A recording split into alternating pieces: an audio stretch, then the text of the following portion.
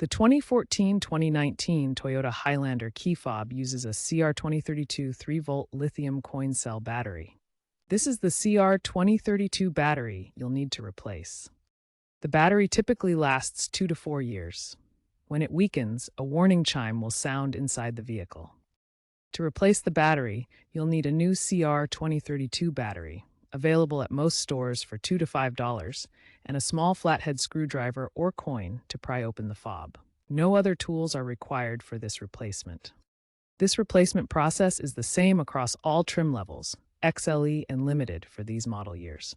Having these items ready ensures a quick and smooth battery replacement. First, carefully pry open the key fob casing using the flathead screwdriver or coin.